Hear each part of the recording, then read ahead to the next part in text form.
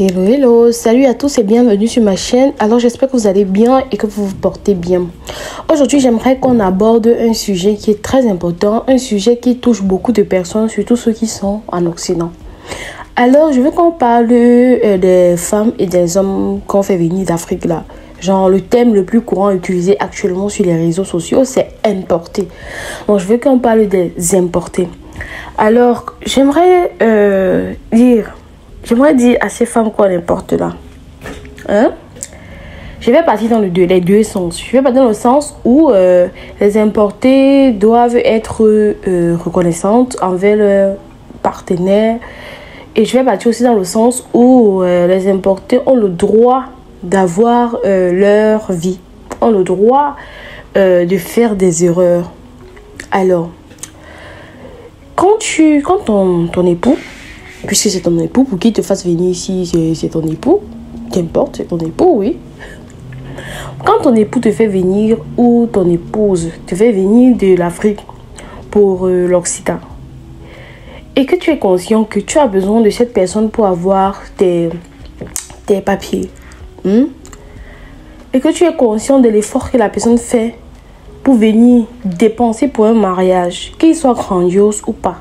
Dépenser pour un mariage, parce qu'avant de te marier, c'est qu'il faut te doter pour les femmes. Il faut te doter. Donc, il dépense pour te doter, il dépense pour te marier, il dépense pour faire ta procédure. Peut-être si vous avez eu des enfants ensemble, mais aussi pour vos enfants. Pour vos enfants aussi. Donc, il dépense. Et puis, tu arrives ici et puis tu veux jouer la grosse tête. Peut-être parce que tu te rends compte que le style de vie qu'il avait quand il venait au pays, c'était pas pareil. C'est pas pareil du moins. C'est pas pareil qu'ici. Tu te dis que, mais pourquoi je vais rester avec lui? Pourtant, il m'a vendu le rêve. Je croyais qu'on allait vivre dans une grande maison. Nanana, il devait avoir la voiture et tout. Et puis, tu deviens mal à l'aise. Tu ne veux plus. Tu ne veux plus du monsieur et tout. Vous savez, quand quelqu'un prend l'initiative de venir vous chercher, venir vous prendre par amour, parce que quelqu'un ne va pas dépenser son argent comme ça, genre, pour rien. À part si c'est un pervers narcissique qui veut te manipuler. Il y en a qui le font. Donc c'est pour ça que je dis, je vais partir dans les deux sens. Quelqu'un ne peut pas prendre ses sous, son argent. Parfois même la belle famille du monsieur dit non, comment tu peux quitter de là, tu viens épouser une fille ici? Non, marie-toi une fois là-bas. Ou à défaut de cela, on te trouve une femme. Est-ce que tu es sûr que celle que tu veux choisir là, elle va durer? Est-ce que tu es sûr qu'elle ne veut pas seulement voyager? Est-ce que tu es sûr qu'elle ne veut pas seulement les papiers? Et arriver là-bas, elle va t'abandonner.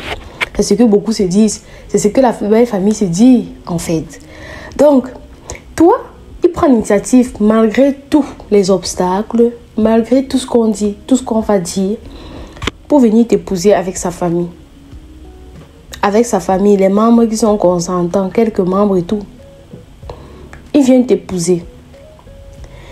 Tu fais tes papiers, tu patientes. Entre-temps, il t'entretient toujours. Tu patientes en tant que sa femme.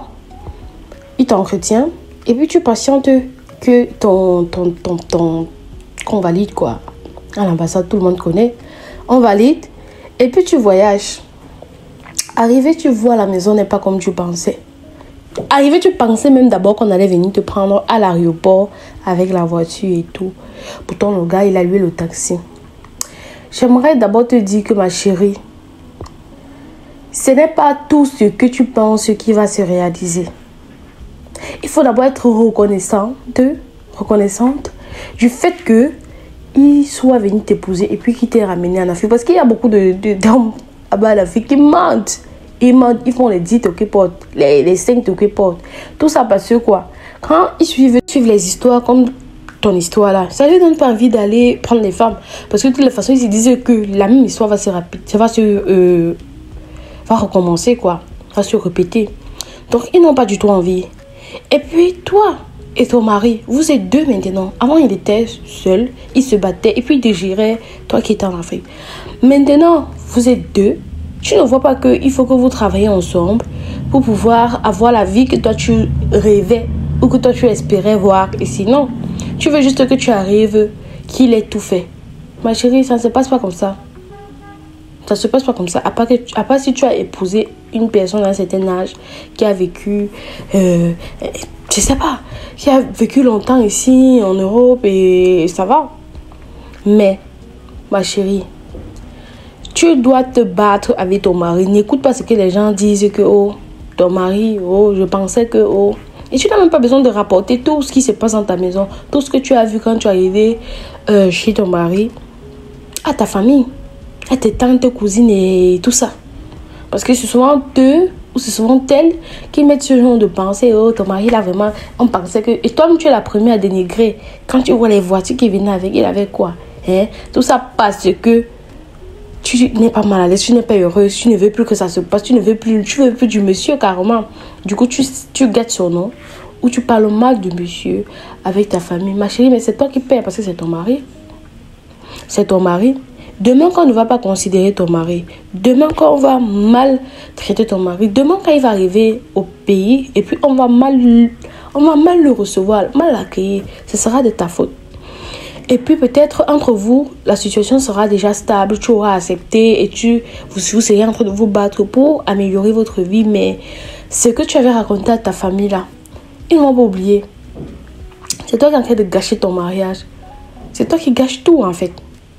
Parce que le monsieur, lui, il a fait à son niveau. Il a essayé de faire comme il pouvait. Il a voulu que tu sois au même piédestal que lui. Parce que quand il te fait venir, après vous avez les mêmes droits.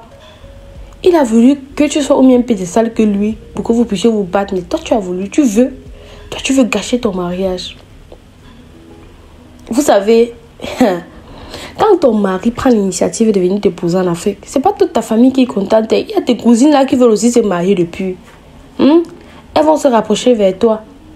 Elles vont faire comme si vous êtes amis, comme si vous vous entendez trop bien. Comme ça pour vous saquer tout ce que vous allez dire.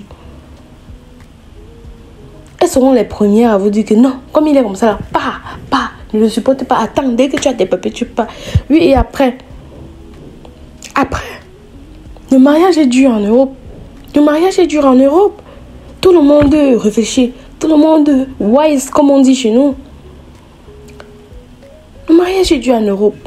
Donc ne pense pas que tu vas laisser le monsieur pour partir trouver un autre monsieur qui sera parfait ou sera mieux que lui comme ça là. Non ma chérie, tu as menti. Tu as menti.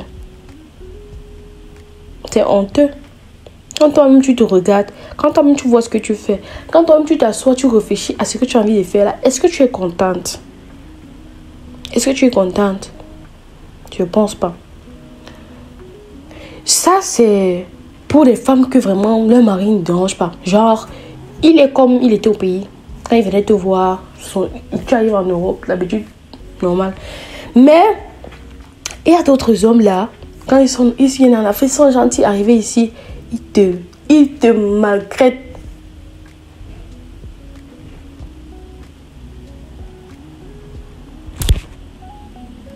De toutes les façons, je vais faire une partie 2 parce que cette partie-ci là, vraiment, je sens que je vais mettre tous mes organes dedans. Tous mes organes. Donc, à la prochaine vidéo, les amis.